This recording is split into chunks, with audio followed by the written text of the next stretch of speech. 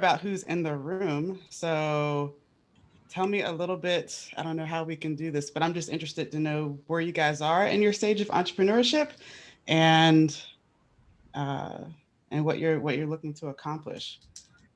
So, why don't we do a little bit of popcorn, folks? So, Tori, could I start with you and have you pass the hot potato forward and share a story about you as an entrepreneur right now? Story. Okay. Well, if everyone wants to, because we used to do this last quarter and we kind of fell out of it. I just changed my name, like in my little box. So I put my E level first. If you guys have the ability to do that, that's super helpful. And it gives everyone a nice little bit of context because numbers are hard sometimes. So I'm Tori, E5. And currently I'm kind of focusing on my business, photography, and that kind of fun stuff. I'm kind of balancing between like the leadership track and the founders track, kind of figuring out my place there. So that is super fun, making my way downtown. I am going to bug. Hey, Tori, one more question. What would you say is leadership and founders track? And then can I beg you to pass it to Megan Schumacher? Oh, okay. Yeah, Sorry, Megan, not sorry. You got it, man. No, that saves the person I was going to call. They're probably going to hate me. So the leadership and the foundership track, like after you're an E4, like that E level is kind of dedicated to you figuring out what the heck you want to do. It's trying to actually launch something, like a real thing. So the leadership track is focused more on, well, like the name says it all, leadership. Like you're focusing on trying to strengthen those abilities to it's a little bit more wide. It's a little bit wider, trying to figure out how you can take your abilities and just strengthen what you have to be the best possible collaborative presence you can. And then with foundership track, it's a little bit more like you have this thing that you really want to launch and get out there, and it's a little bit more tied to the project in that sense. Yeah, I hope that made sense. I hope that was clear for everyone. Yeah, it does. Yeah. Really quick, a quick question, Meg. So, how much time do we have for today? I just want to make sure I don't like an hour. Okay, okay, great. Yeah, you cool. Awesome. Okay, Megan, your turn. Megan Schumacher. Hi. Okay. So my name is Megan Showmaker. I'm an E5, and I am in the leadership track. And so I don't know, leadership track, I don't know, we kind of all interpret it a little differently. It's a fluid kind of culture we run here. But I am a graphic designer. And so pretty much I do work for students' ventures within the class. And also I do like work for professional clients outside of the class. But right now I did some work with Tori for her photography business. That was awesome. I'm also working with Saul. He is working to develop a taco truck. Last quarter, I worked with some girls, Sarah and Alyssa, lovely ladies, that are developing an online kind of Amazon alternative for local businesses, which is badass. And I also did some work with Eva Rosa, who is doing a fitness journey kind of venture. So we have a lot of variety in the class, and I get to work with a lot of them, which is really exciting. That's awesome. Yeah, Meg, would you like me to say anything else? Parchelle, would it be helpful to have one more pass of the type of projects that people are working on?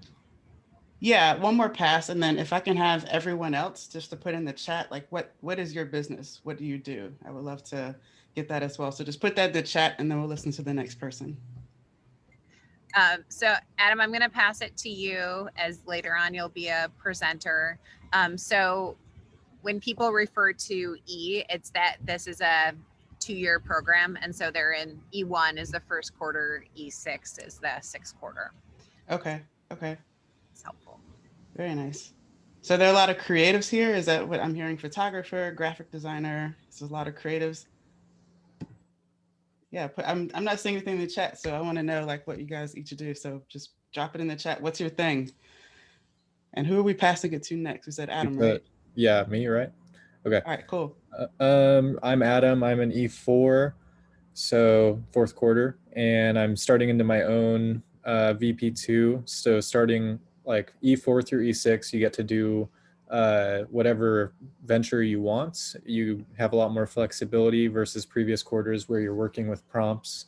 And I'm choosing to develop a coaching mobile as well as client desktop side app to basically help facilitate the coaching process between uh, life, business, executive coaches and their clients. So the clients have a mobile app and the coaches have like a desktop website that they visit to do customer relationship management and view data and insights and send out prompts and all sorts of stuff that I'll talk a bit about later. But yeah, that's my project right now. Okay. I love this. This is like such a dynamic group, and I'm like checking out the things that you guys are into and that you're doing in your business, and also looking at your numbers too to see where you are. Like, this is really, really exciting. So I think I should hopefully be able to share my screen. Yep. I'm going to share my screen because the topic that I actually want to share with you guys is going to definitely help you with branding for sure, understanding more about how you can stand out. But we're actually going to go a little deeper as well. So if that's okay, Meg, I'll just jump right in and share my screen. Okay, great. Because I will tell you guys, you'll learn about me today too. I used to be a high school math teacher, random, and now I am a video producer. And I've been doing that for 10 years now. Started out as a one woman show videographer. For anybody who does anything with cameras, you know what it's like to show up and you got all the equipment and you're the person there that has to make it happen. It took a lot. And I will tell you the truth is, if someone had told me what I would experience being an entrepreneur and all the ups and downs and the things I learned about myself and how tough it became, I probably wouldn't have signed up for it. Seriously. But that's what I want to talk to you guys about, is how to use this thing called entrepreneurship. So can you guys see my screen? Yes, yes. All right, cool. Because what I see this is, if you guys think of like going to the gym, does anybody work out or do anything active? Right? Going to the gym, you use the gym as a way to work some things out. And so what I want to talk to you guys about today is how you can use that in your own personal growth, as well as how to grow your business and your brand. So I'm going to share a little bit about my experiences as well. Allow you guys to get to know me, but that's what I want to focus on, because if you are in entrepreneurship, I'm pretty sure that's to create more freedom for yourself, is to do a lot of things, right? When you think about what you want to accomplish with this. So we're going to talk about how to use this journey that you're on. A little bit about me, as I said. I used to be a high school math teacher, very, very random, but that's what I did. The first picture you see on there on the right is one of my first gigs that I did as a videographer. I was teaching at the time, and that's when I got started. Someone literally asked me, because I was always messing with cameras and things that were digital and creative, but I was on the track to go to school, get a job. Uh, but when someone asked me how much I would charge to go and do videos for them, I was like, I didn't even know I could charge for this. Like, that was my mentality. So I was way on another spectrum of understanding what was available through this. But yeah, high school teacher, I started out just saying, okay, I can make extra money because teachers don't get paid, like $1 million salaries or anything. So I was like, this is what I'm going to do, and I'm going to make some extra money. But the entrepreneurship bug kind of bit me. And it was over at that point, because I knew I could have more freedom for myself. I could do more of the things that I actually enjoyed and still be around kids, but on my own terms, if that makes sense. So I went on to be a freelance videographer, was doing any and every kind of video you can imagine, and then just started to catch on and learn more that I could really do more by working with more people and advancing. So I was able to actually grow a production company that ran out of 2 locations on the East Coast. And each of these stages was incredibly difficult, but a lot of fun, very, very rewarding. I was able to win an award as a producer as well. And I kind of consider myself like this analytic creative, because I love to think and I love math, right? That's my world. I used to teach math. But then I also love the creative aspect of teaching and how we can explain things and how can we show things visually. So this became a world for me that I dived right in, and I have not regretted it at all. But there's so much that entrepreneurship really gives us and shows us. So I want to teach you guys and show you all how you can use this thing called, hey, I'm an entrepreneur, how you can use it to build yourself and to accomplish what you want. So If you guys have questions as we go through this as well, I'll try to check the chat as well, so that way I can be in sync with you guys. So the first thing, this is how you use entrepreneurship. First off, number one, you use it to learn more about yourself. Because I will tell you that being in business for yourself, you're going to identify the things that you're really into, the things that you really want, and things that you don't. And you're going to learn that as you go along, as you progress. So some of the things that have helped to me to identify in this process is, what do I really want? And I'm finding that it's not just about money. It's just not. That's not the only thing that I want. There are other things that I want, especially for the people that are around me and the people that I care about. You're also able to learn, like, what is your superpower? What is your area of genius? Because in school, the concept was, if you get your report card and you have like 2 A's, 3 B's, and a C or something like that, the focus usually is always on what? The C, right? The C needs to get work done. We need to fix these areas of weakness, or maybe you had a D, I don't know. But that's where the focus would have to go, right? And we left the areas that we were getting A's in to say, oh yeah, I'm just good at that. You just don't even really celebrate it. But with entrepreneurship, if you're able to get your superpower, you know what that is, and you learn that through the process, oh my God, you'll be unstoppable. You also get to figure out, like, what do I value? Because being in entrepreneurship and having a business, you're going to be working with a lot of people. And there have to be boundaries where you say, you know what, these are the things that I value, and I don't choose to work with people who have different values. For example, if you value communication, if communication is something that's important to you, that's a value. And people should respect that when they're coming into play to work with you. So entrepreneurship is really, really great because you get to learn about yourself, including your weaknesses and the things that you do want to grow in. But the focus is really, what's your superpower? What do you bring? What is your medicine? That's what I've heard people say. What is your medicine for the planet? What are you here to bring through your gifts and talents? So being an entrepreneur is going to reveal that hands down all day. The other thing, number two, is going to help you identify your walls. Oh my gosh. Oh my gosh. You will be able to see, like, your fears, your limiting beliefs. And trust me, it all goes back to just moments when we were children. In fact, your inner child, everybody's heard that term before. Your inner child is really the king of your life, right? And in some cases, we're making irrational decisions about what to do next in our life because we're making the decision from this inner child, because that's where we're kind of stuck. So there are times where in your business, you're going to maybe need to do something you've never done before, right? Maybe you need to get up on stage. That picture that I showed earlier, let me go back to it. This picture right here in the middle, that was an event where there were 200 speakers there. And I was signed up that day to speak to 30 in a little small breakout room. And they told me like a day before, hey, we actually just moved you up to the main stage. What? How many people are here? Like, it is just part of it. So being in entrepreneurship is going to present opportunities where you're going to have to face these things about yourself, the things that you're afraid of, those areas where maybe you were afraid to speak up when you were in class, as a student, right? Those things you have to get over, because if you're going to grow in entrepreneurship, that's not going to serve you. It's going to keep you stuck if you don't face these things. So I consider it's an opportunity. It's a gift, right? You're going to come up against people, different dynamics. You're going to come up against challenges, and stepping into places where you're going to be uncomfortable. Does anybody know what I mean? I think one of the scariest things for me has been posting on social media. Anybody else? You get online, you want to make a video or you want to do something to express and talk about and say, I should be doing content, blah, blah, blah. But you hit a wall. Something makes sense to do, but then you're like, wait, there are so many reasons why I'm not going to do this, right? That's where we go. And that's your fear. Those are your fears talking. So just know that entrepreneurship is going to help you identify the places where you can break through. And once you break through those, you're a different person. So the person that I was when I started in video and started in this business is not the person I am now. And that's really the gift that entrepreneurship brings to us. So first things first, entrepreneurship helps you to learn more about yourself, helps you identify your fears and the walls and the things that kind of hold us back a lot. The other thing, especially for my creatives in the room, entrepreneurship is going to help you to connect with your self-worth. What do I mean by that?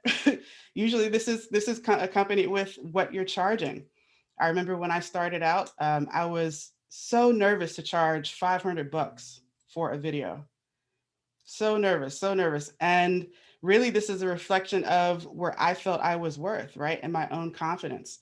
And even feeling like, do I deserve this? Do I deserve what I'm asking for?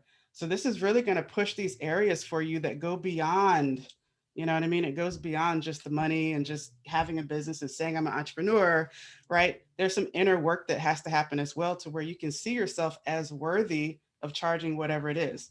And if you're looking to charge more, you're going to face those fears. You're going to face some challenges, right? Ali says imposter syndrome can be real. Tell me about it. Oh my gosh. It's so true. Tara talks about creative confidence. Yes, like you have to be confident in this space as well. So take entrepreneurship. The opportunities are going to come. And I just wanted you guys to know that you can do it. Someone says, Kayla says, as a designer who dabbles in freelance, it's so relatable. It's so hard to be confident in what you charge for your work. Absolutely, especially as creatives. You know, it's not just about your time. It's also about what your work represents. So let me give you guys an example when it's because this has been such a strong area for me recently. Like I said, I was shaking in my boots 10 years ago to charge 500 bucks for a video. Now we have a package that starts at $43,000. And the same fear that I felt about charging 500 bucks is the same type of fear I feel about charging for this. Okay. Because I'm pushing myself. I'm going the next step and facing a new set of fears. Right. But what I know is that what I can create at that dollar amount, I know with confidence that I can make money for someone else. So it's valuable to them. So to give you guys an example, one project we just did recently charged 25,000 for it. She's going to take that course. It was basically a course we produced. She's going to take that course and she's going to charge, I think, 400 bucks for it. And she's already confident she can get 200 people to sign up for this course. So within 3 months, she's going to make at least $80,000 off of the 25,000. So can I feel more confident about charging 43? You guys see where I'm going? As creatives, what we create is it's unique, it's special. Your hands and your time is in it, but what it represents and is of value to who you're giving it to is worth way more. All right, so I challenge any creatives on here to definitely push that. It's all connected to also how you feel about yourself, right? And how worthy you feel as yourself. So just know that that's connected. I'm just so passionate about that because now I have to practice saying $43,000 to people. And it's just not a number I've ever said before. The numbers I've said before were like, 5,000 or even 10,000. Now I'm like, okay, who do I need to be, right, in confidence to confidently quote that amount, right? So so we talked about that you can learn more about yourself, identify your fears and your walls, connect to your self-worth. Here's another big one. Entrepreneurship is going to help you to speak up. It's going to help you to speak up. Why? Because your clients and whoever you're working with needs to know boundaries and expectations. Can't stress this enough. If you start a project with someone and they're expecting, 10 videos and you're thinking 6 or 7 and you're not on the same page, that's not going to be good. You always want to make sure you have clear expectations and boundaries and speak up for what you need also to complete this job. Does that make sense? Whatever your boundaries are, right? If, for example, there are some clients who think it's okay to call you at 8 o'clock at night or email you at midnight and expect you to answer, that's crossing a boundary. Okay. So you get to speak up, right, about how you operate and how you can show up as your best. You also get to say no. You don't have to say yes to everything. I've had to say no to some projects recently that just were not alignment with my values. And this project, and it's hard. I will tell you guys, this was probably one of the hardest things I had to do this year because this project was getting in the views of like Disney Plus, NBC. Like it's a big, big thing. At the end of the day, it did not line up with my values. And I had to say no. Some people might call me stupid, but I like sleeping at night. So that, whatever. You can say no, right? And the other thing too about speaking up is that you also, especially if you're sharing content, you're creating content, you get to learn your voice as you speak up and as you share on video, or you share on audio, or you share in your writing.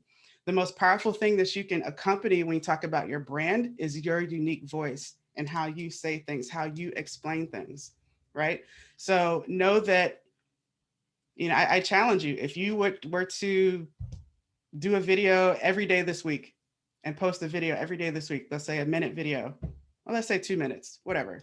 You post a video for the entire week, every day, you're going to have a different understanding of your voice and how you communicate. And you're going to get more clear on that. And if anyone is intimidated about doing content online, I will tell you that really all you're doing is teaching. And teaching is the highest form of learning. Teaching is the highest form of learning. When I taught math to my students, a lot of my kids said, how am I going to remember this? I got to study. Like, how am I going to remember this for the test? I told them, go home and explain this to your younger brother or sister or your mom or dad. By the act of you teaching it means that you have to know it. So when you see someone teaching online, they're just sharing what they've learned, and nobody knows 100% of anything. So join the party and share with us what you know. Okay. I invite you guys to do that and encourage you to do it. You're going to be the number one person to benefit from that. Not, oh, I got 1,000,000 views or 1,000 views or whatever. You're the one who gets the ultimate benefit of that, because you get to learn your voice. You get to learn how to speak up. All right. The last thing, because I have 5 little notes here. The last thing, the entrepreneurship, the way that you can use it is to build wealth, And wealth is not just about money. Okay. The real definition of wealth, here's the real definition of wealth. It is what is left over when all the money goes away. All right. What I mean by that, take, for example, let's take Elon Musk, for example. If right now you were to shut down and take all of his money away and he had no money, how soon could he get back to where he is now, if not beyond that? Right? Because it's not just about the money. Wealth is something that's internal. It's about your network. It's about your gifts and your talents, right? So you can build wealth for yourself. And being entrepreneurship means that you get to give yourself a raise whenever you want, basically. That's a nice way to think about it. It's like, you know what? The next 3 months, I'm going to give myself a raise. What do I need to do to accomplish that, right? Meg has such wonderful resources for you guys to do that, right? What can I do to advance myself in that way to create more wealth? What can I do to create the life that I want? Not what society is telling me to have, but what is it that I truly, truly want in my heart? And at the end of the day, if you are wealthy, you're someone who is able to contribute to the whole. And the way I want you to think about that is like a cell in your body, right? A cell in the body that is not contributing to the whole, all the other cells basically just shut it down, attacks it. They see it as like, okay, this can't be here. We need to get rid of it. But if you're a healthy cell and you're giving nutrients to the rest of the body, and you're just a healthy, vibrant cell, that cell gets nutrients. The other cells around it support it, right? So if you're able to put on that mindset of how can I contribute to the whole, that's what entrepreneurship will allow you to do as well. It's just another way you can do that, because you're in true service with what you show up naturally and gifted to do for the benefit of other people. It's a beautiful thing. And it really is something that just feels good every day. So really, all in all, you all, the most important work, I cannot stress this enough when it comes to saying, hey, I want to be an entrepreneur. The most important work is the work you do inside yourself. Right? The way that you think, the way that you process things, the way you guard your heart, the way that you communicate your needs, the way you silence your mind, the way you're able to see your thoughts. Like, it's all internal, you guys, because guess what? There's nothing in your way. Literally. What is in your way? What is in my way? What's in your way? It's really nothing but our own limiting beliefs, because there's no one standing at your front door saying that you can't go and do what you need to do, right? You have the ability to do that within yourself, and the work really starts within yourself, right? And my belief is that when you're able to continue to build this strong foundation in yourself, this is the shift that will happen, right? A lot of us who are in business, you're either in the mentality of being a lighthouse or being a hunter. Okay, two different ways of approaching this, right? A hunter is going out there working, hustling, boom, boom, I gotta find, right? If you're someone who knows their value, knows their worth, there's just a certain like way that you vibe, right? And people will find you. You'll be the lighthouse that's like, oh, that's what I've been looking for. And they'll find their way to you, as opposed to you having to do a lot of like just, you guys know what I'm talking about, the grind, grind, grind. Like there's a way that we can find our flow and to really be in a place where people are finding us because we're using our voice and we know what we bring to the table. So that's what I wanted to share with you guys, because I was like, I'm talking to some entrepreneurs. I want to share with them what's been happening in my world and show them some love around entrepreneurship, because this really is meaningful work. And I'm telling you, if you work inside of yourself, you'll find that entrepreneurship and anything that you tackle in your business is going to be like way easier to accomplish, and it'll be so worth it in the end. So I want to open it up now. I'm going to stop sharing my screen. All right, now I can see all you guys back on my screen here. Thank you guys for listening. I hope that was like good and helpful and useful, and like, I can do it. I can get to tomorrow. So I do want to open up for questions, like anything you guys want to know, anywhere I can help with any questions at all. So thank you guys. I have a question for you. If Yeah. no one else was gonna go. You in the second slide, you talked about like identifying your walls, like your fears, limiting beliefs, and like the inner child. What are some things that like you've done to help overcome those walls and identify them, like moving forward, to like not let it stop you? Gotcha. Whew. Well, I find that everybody has their own rhythm, their own thing that they develop, the way that you guys are all differently dressed, right? I see somebody that has blue hair that looks amazing. I see someone that has on like a knit top, a sweater. Like we all dress and just put on what works for us. And that's the way I would advise for you. Whatever gets you to a place of like peace and seeing beyond those things is what works, is what will work for you. For me, my rhythm is having a morning routine. So just about every day, I spend at least 15 minutes meditating. And people think like, what? Like what? Meditating is basically meaning like I sit down, I'm just quiet. And my thoughts as they come up, because they do, the thoughts that come up, I don't judge them. I don't say, oh, I shouldn't be thinking about that, da da da. I just let them come up and I observe it. I'm just seeing the thoughts, because I'm not really my thoughts. My thoughts are just stuff that just happen that pull me into, right, this experience. But in meditation, it allows me to see my thoughts. And because I can create that separation, when I go to, have an important meeting, or if I feel fear coming up, I identify that fear as the same thoughts that I saw in meditation. And I know that those are not me, right? And I can separate myself from them and then move through the the walls of discomfort through it. So the other thing too is to understand that like in this process, to be successful, you have to get uncomfortable over and over and over and over and over and over. It's just, you just have to get comfortable being uncomfortable. And each time you feel that discomfort, you're making a step in the right direction and you're able to push through it, right? So meditation has been really, really huge for me. It's like my go-to just to practice that, because then, like I said, in my day to day, I can just identify, whoa, that was like a crazy, wild, off the topic like thought. Why would I think that crazy thing? And then I'm like, oh yeah, that's over there. I'm over here. Let me make a real decision about what I need to do. Is that helpful? Mm-hmm. Yes, thank you. Okay, cool. Yeah. Anybody else questions? So I have a question on your point on the hunter and the lighthouse. Obviously, not everybody can start out like a lighthouse, in my opinion, because like you can't just like start out and become like, hey, reach to me, because you haven't built anything that you can show yet. So how would you go about the process of going from a hunter to becoming like the lighthouse that people can look for you, instead of like you having to run around and hustle. Gotcha. That's a really great question. The way I would describe that is, first of all, like I said, it's an inner work that's happening.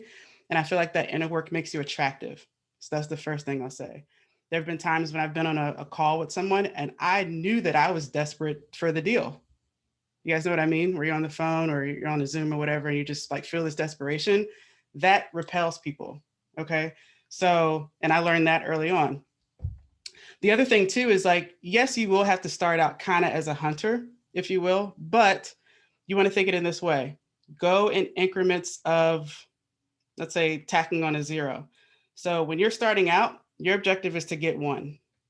And a lot of times that 1 is closer than you think. You don't really have to go hunt for them. That's somebody around you, someone that can use your help, the local coffee shop up the street that right? Whatever it is that you do, you can find that 1. After you found that 1, okay, how did I get that 1? Your goal from there is, how do I get 10? Okay. After you get 10, how can I work my way up to get 100 if that's what I want to do?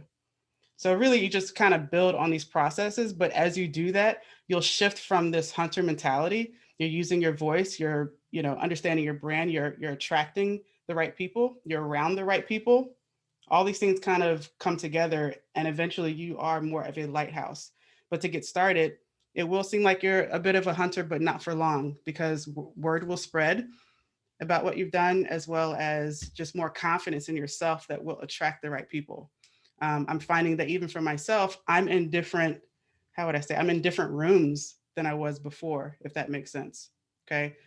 So that also happens. You're around the right people, and eventually you will just be that lighthouse. You have the experience, you have a lot under your belt, that will attract people to you. So I hope that answered the question. And Parchelle, just to applaud something I've noticed in you, framing up the conversation with how can I support what you're up to? How might there be common ground?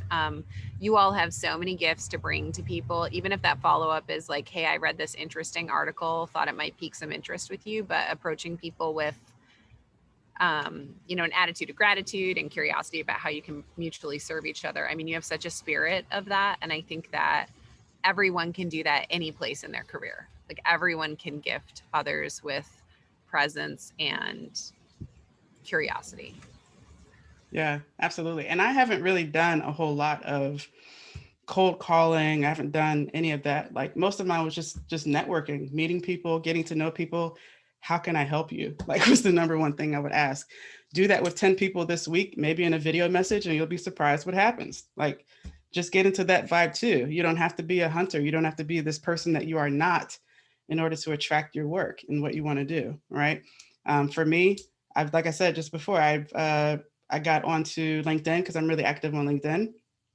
And I would send videos to people, or I would engage with them. I would find out what they're into, right? So all of that you can do, and it doesn't have to be necessarily that you're a hunter, but you will need to, devise your own methods to, get your clients and then build your way up. But that's the way to the lighthouse versus the hunter mentality. All right. I think, Gavin, did you have a question too? Yes. Yeah, so I really love what you were talking about, that entrepreneurship is a lot of internal work. And you sort of outlined a little bit of what you do with your morning routine and meditation. What are some other core practices that really resonate with you for doing the internal work of being an entrepreneur? Yeah. Another thing is self care, because I find that I don't necessarily, I didn't do anything really for my own health too. So that's another area that helps me just to work on that inner worth, if you will, because I'm like, I deserve something too, right? So I give myself that time. So I do literally have to schedule and dedicate times to doing. I do chiropractic. I do a lot of natural stuff. So my chiropractic, I do acupuncture, kind of do like a whole body reset with the needles thing. And I also do float tank spas. So anybody heard of that? The float tank thing? Yeah. So like I think I have an appointment for that on Friday. So like things like that I do also to kind of ground me. So that way I'm just showing, myself that I'm giving that attention to the inner parts of myself that also need attention. So I definitely do that. And yeah, I'll say just self-care is really big also in that. Hopefully it helps. Manicures and pedicures are nice too. All right. Who's next? Katie, Christina. Hi. So I really like your example of the lighthouse. Like that resonates a lot with my journey so far. And for me, I'm an avid reader. So I find a lot of healing in reading. I learn a lot about myself through like journaling prompts, self-reflection. So I'm wondering, do you have books that you would recommend? Are you a reader, or maybe podcasts or something like that? Oh yeah, definitely. I love books. What's your focus or your area of business? Youth mentorship and Youth mentorship. Okay. bringing change to young girls with safe spaces. Okay. Yeah. I'm going to recommend, I have it right here actually. Recommend this for all of you guys. This is called The Millionaire Master Plan. Oh. You guys can see that, by Roger Hamilton.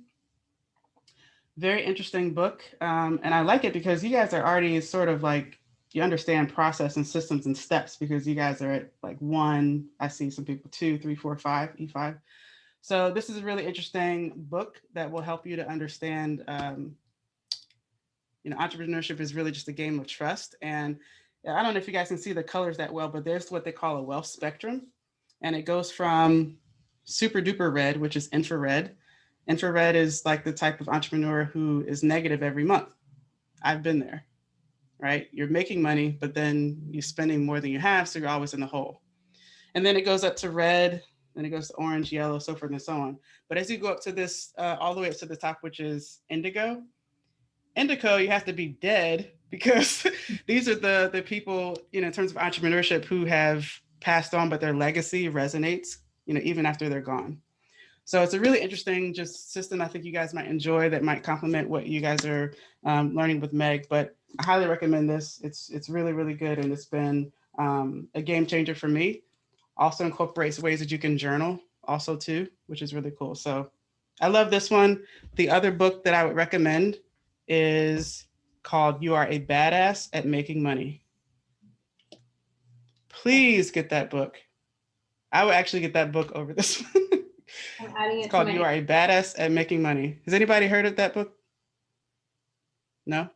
Okay. You're welcome. I wish I could just give you guys all a copy because I've been sending copies to my other friends. But really quick, is that by definitely Jen check that out. Sincero? Yes. Okay, perfect. Thank you. Yeah, by Jen Sincero. Awesome. Thank you. Yeah. All right. And James. Oh yeah, just really quick. What float tank do you go to? Because I've been trying to look for one and I haven't decided yet. Well, I'm in San Diego. Where are you guys at? Bellingham, Washington. So okay, you guys are okay. left. I don't know. I'm in San Diego. But if you look up float tank spa or something like that, I'm pretty sure something will come up. Yeah, for sure. Thank you. Has anybody else tried that before? Just curious. Somebody said yes, yes, yes. Okay. Really interesting. Again, just that whole thing of just being with your thoughts. It's like is the point. So I highly recommend it, and it's very relaxing. All right. Any other questions? Yeah, I have a question. So what, in your opinion, is the best way to like build wealth or grow your wealth? Good question. So wealth is, how would I say? Wealth is, I've learned it as a formula, and that formula is value times leverage. That's how you build wealth. So it's like a formula. So I'm giving some math for you guys today. Wealth equals value times leverage. And what that means is value is,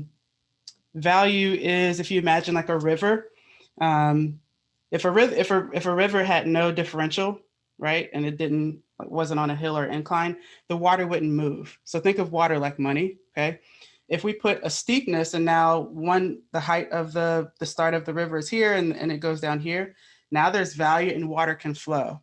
So that value is in something that's innovative and new, and at the right time, right? So if you could deliver something of value in a good amount of time, now you've created value, right? So think of it this way. Let's say as a photographer, you could charge $200 per shoot, right? And you can get it to them in 7 days. They find like it's value. Cool. Now you're making $200 for every client that you have.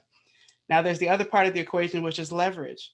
And leverage talks about really other people and having the right systems in place.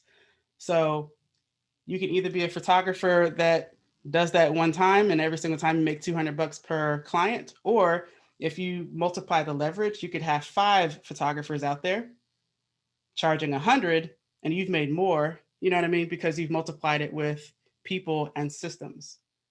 So if I can describe it that way, if that makes sense. So wealth you can create by value, and then how much you widen the river by having the right people in place and the right systems. I wish I had a diagram for that, but I used my hands and I hope that was okay. So just think of it like a river.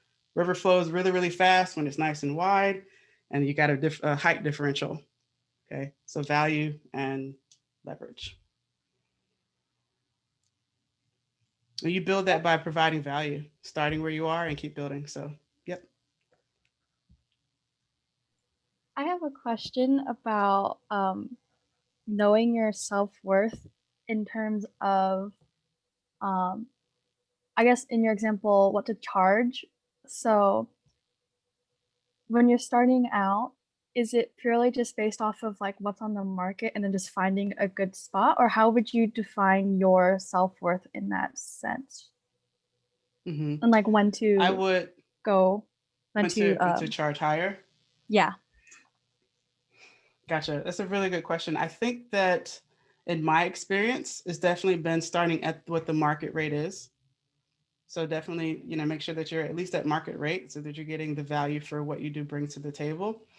Once you're starting to see that what you bring is becoming that much more valuable, let's say that you're now trained on something, right? Let's say that now you've done it with 10 people and you value your time more, right? These are kind of decision marks that you'll come to and you say, you know what? In 6 months, I'm going to raise my rates to another $50. I have heard it also that sometimes if you're trying to find where your sweet spot is, every sales call that you have, start at your base rate. Then on the next call that you have with someone to sell the same thing, just increase it by whatever increment. I would increase it by $125, let's say, right? And see if you still get a yes. They say yes. Okay, I'm gonna go to my next meeting. Tack on another 125. They say yes, cool. Like you keep going until you get a couple of no's. That kind of starts to let you know where you are in terms of what your value is and what people are willing to pay for it. And you won't really know until you put it out. One thing that I learned really quick is to ask for what their budget is first.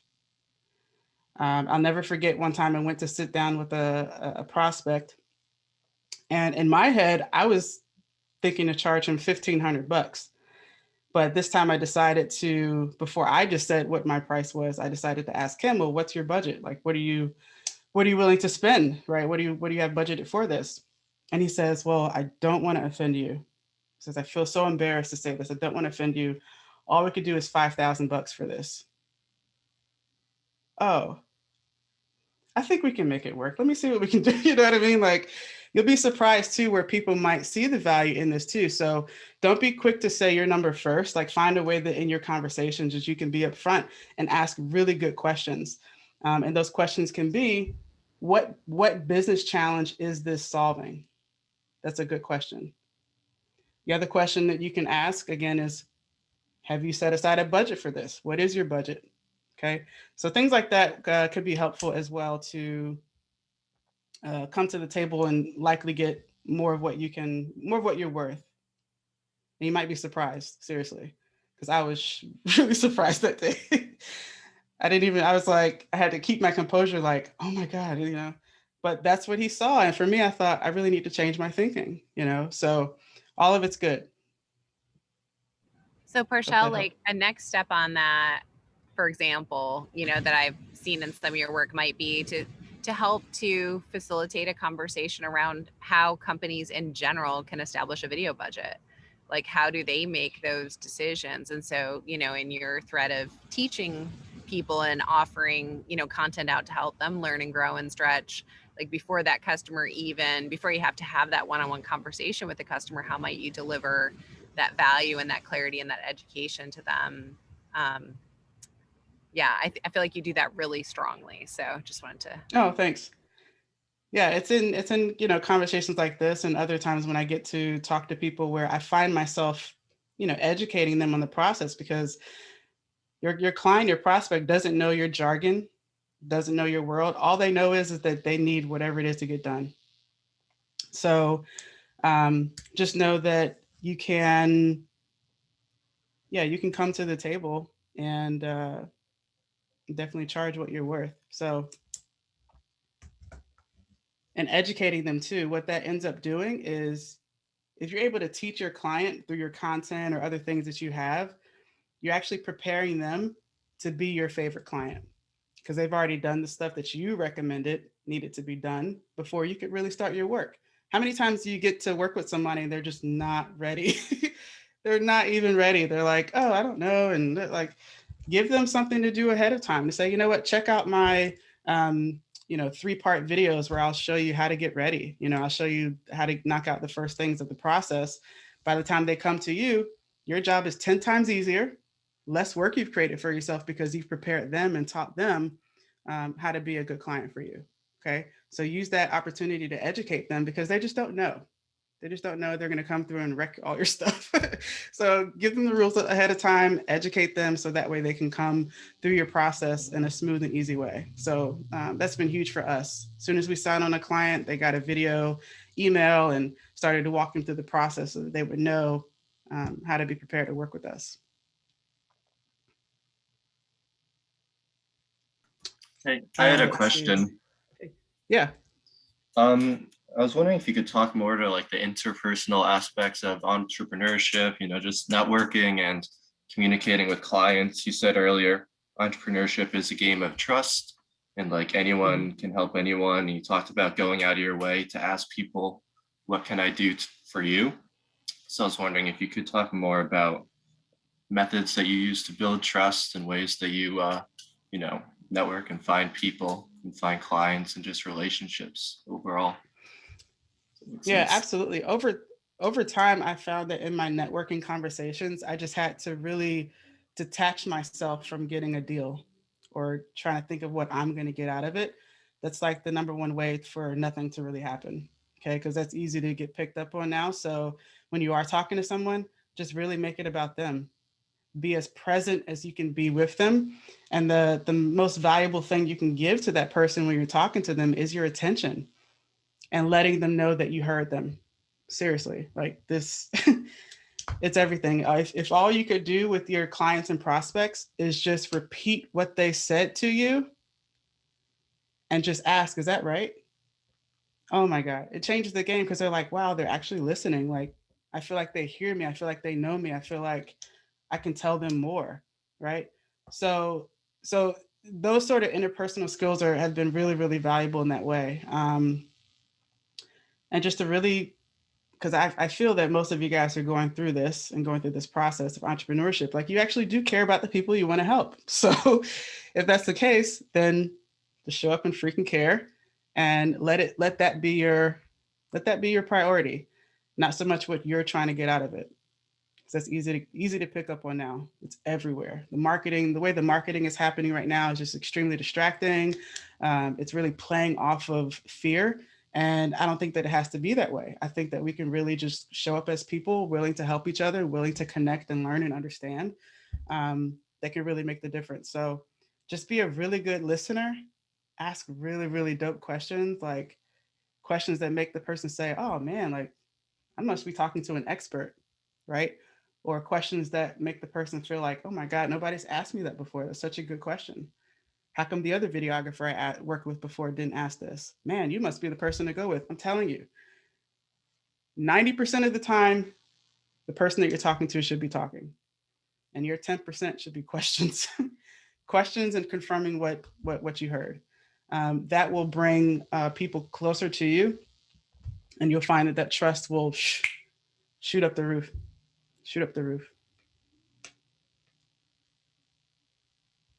Is that helpful?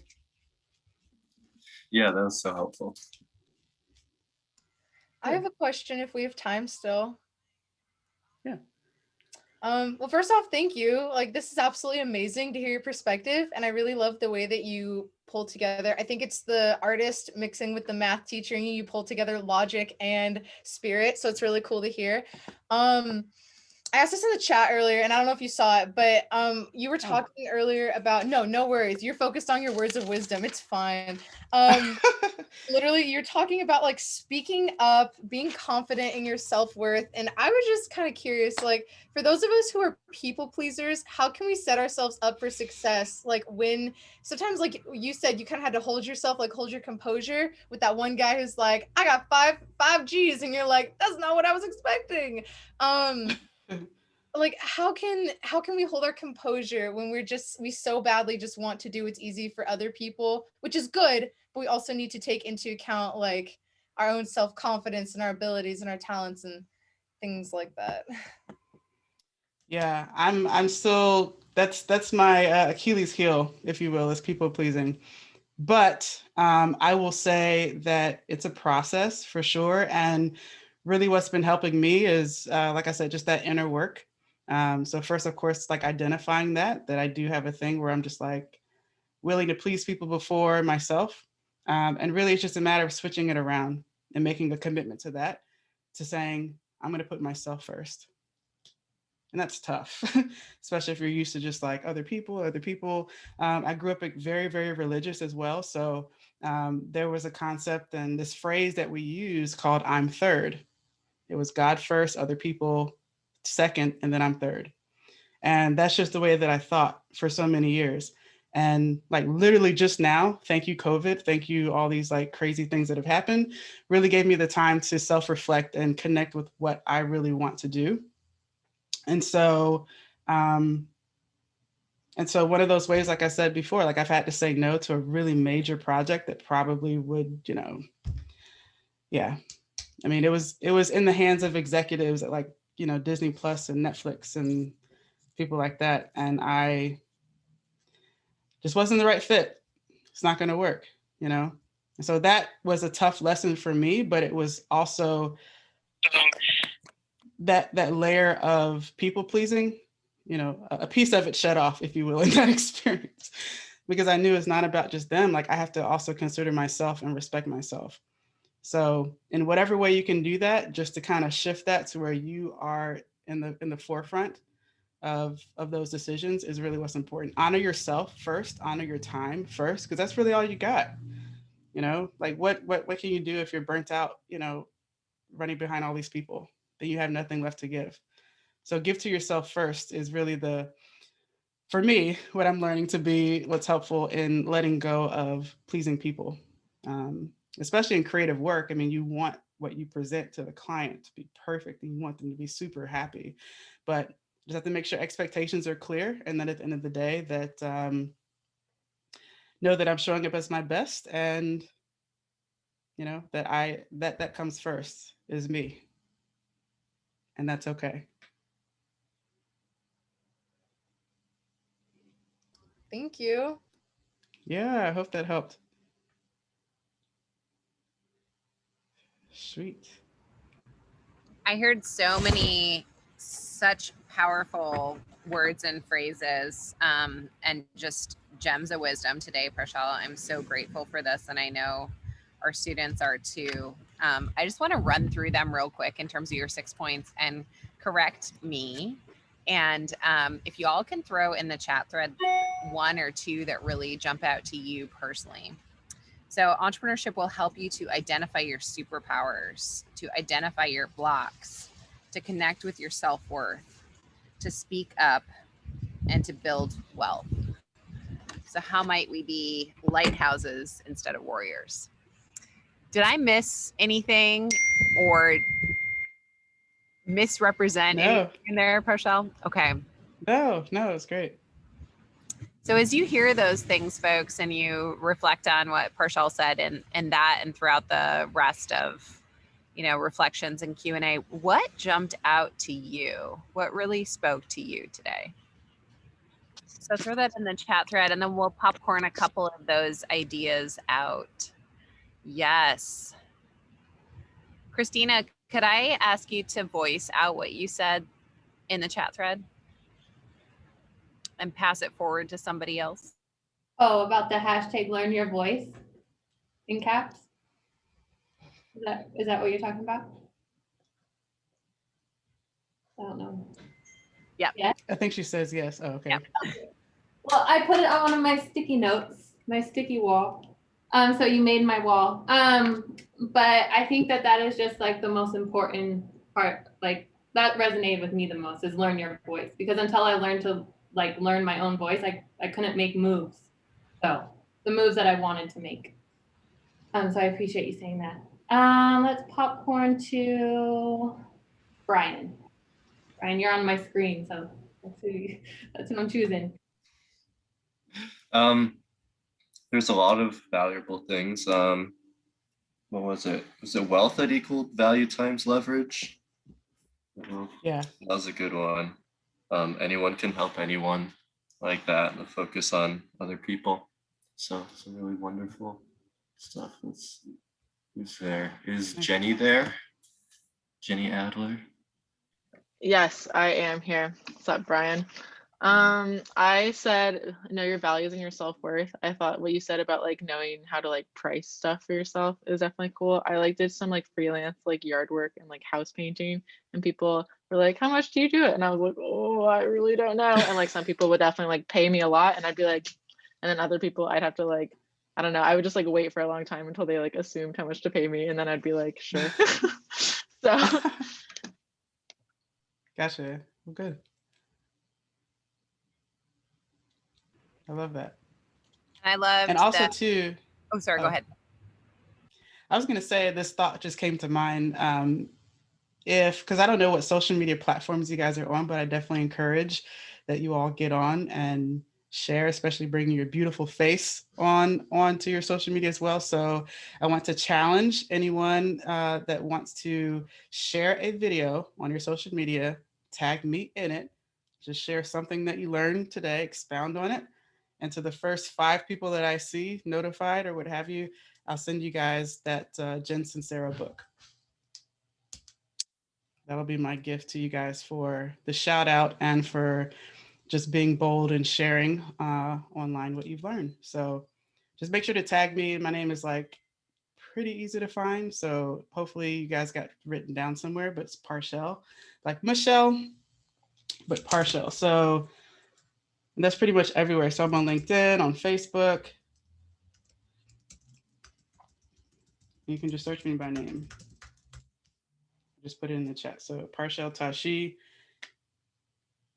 You can do it start typing in Parchelle, and it should show up on either LinkedIn, Facebook, or Instagram, which Instagram is growing. I do way more on LinkedIn. Well, Parchelle, this was amazing. Thank you so much for coming in today and inspiring, enlightening, and clarifying so much that's threads for all of us. Can I ask us, please, to unmute and just like shout out a word of appreciation for something you heard today, like verbally, get Zoom loud, folks. Okay, unmute. So we'll go spend about 10 seconds thinking of what that one word might be as a word of appreciation for Parchelle. Okay. I'm going to go with fun, love. Fun. Cool. Discovery. Wealth. Discovery. Power. Exciting. World. Trust. Fierce. Oh my God. Formative. Awesome. Sweet. Thank you, Parchelle. This was so amazing. So amazing. Thank you, guys. Nice to meet you all. If there's any way I can help you, just hit me up on social.